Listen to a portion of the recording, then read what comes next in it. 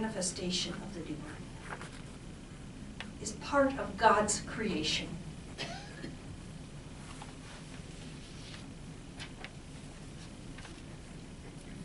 Powerful, isn't it? Yes.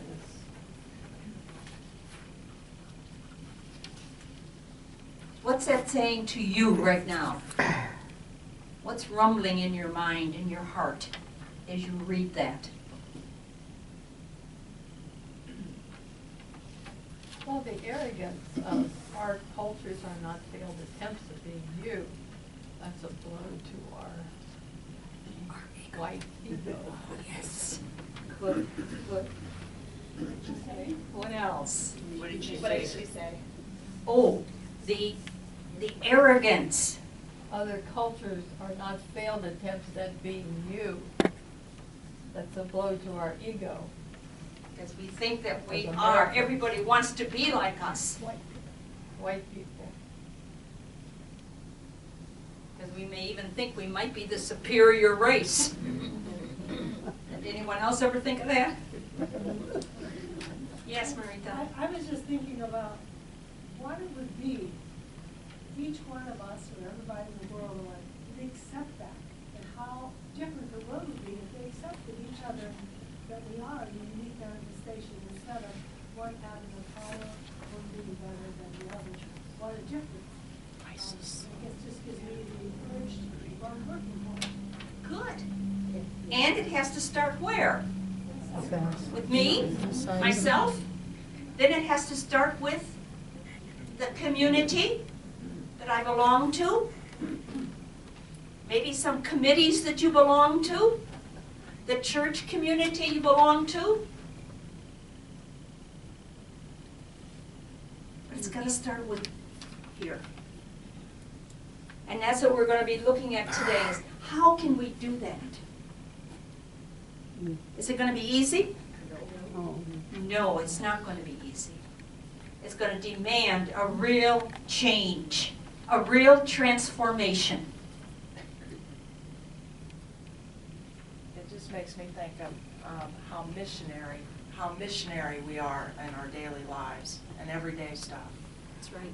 And that we need to be missionary in our everyday stuff.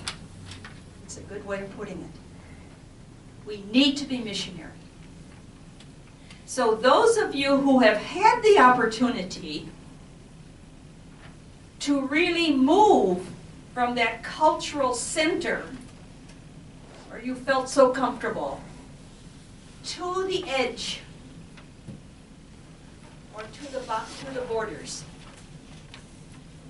what an experience of transformation that has been for you. Those of you that moved, say, from California to Ohio. I know that doesn't touch anybody here. What might be some of the other transformations, other movements that you've had? Juan?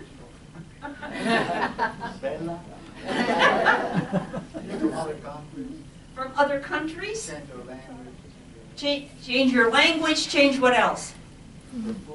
Food, lifestyle, yeah, friends, climate, support group, yeah, tremendous changes.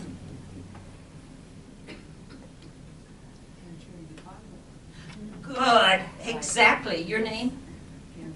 Okay, Kathryn, all right. Entering the convent. What a powerful shift of culture. Oh my God, yes.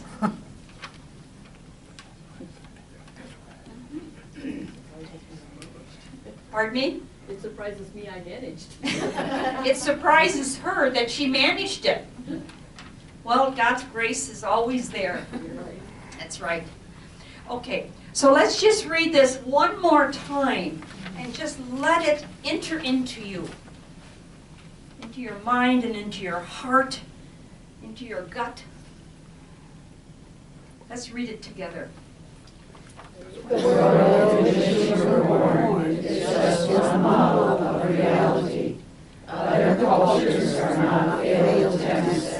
in you. They are unique manifestations of the human spirit. Okay.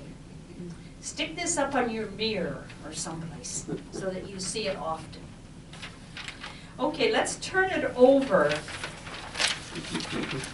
And we quietly, we have probably already done the sharing. So let's begin with the response. And this side here can start it, and then this side here can do the second part. And we'll alternate. Okay. Each of us is unique, valuable, worthy, and irreplaceable. Each of us is kind, wise, knowing, and gifted. Each of us is filled with dignity, gifted with humor, founded with strength. We are met as equals. We bear gifts for each other. Our hearts are true friends, true colleagues. We have a place with each other. We have need for each other. All of us see the same questions, although we express them in different ways. Our loving hearts hold the solutions we seek. This is a great blessing and indisputable fact. In loving each other, we love the universe and all its cultures. In loving each other, we find the universe and its different cultures. The universe we find is healed by our loving hearts.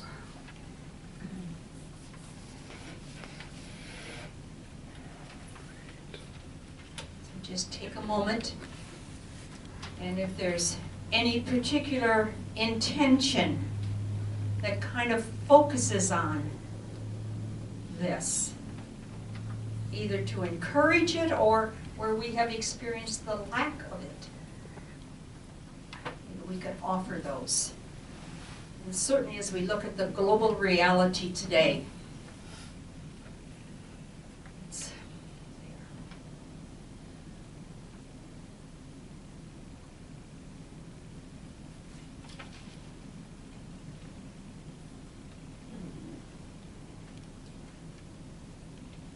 One, remember those that are trafficked, whose lives don't feel. I want to remember those who are trafficked, whose lives are. How's this? Yeah. Okay. I'd like to remember those who are trafficked, whose lives don't feel to mean anything more than a price. I'd like to remember our Congress, that they can, their eyes and their hearts can be open to the immigrants who have come to our country and stop the harassment and all of the struggle, and help them to integrate into our community instead of trying to figure out how to drive them away.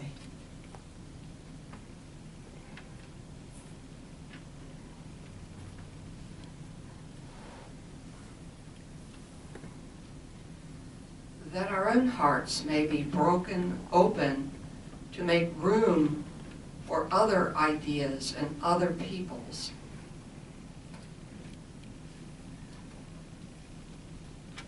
Going along with what Joyce was praying for, also to pray for all the people of different color, people of color that are incarcerated and being held down by society, that there might be fair sentencing, and that there might allow people to be who they are as juveniles in our world, and not being put down and incarcerated. We pray for the end of political and religious extremism in this world.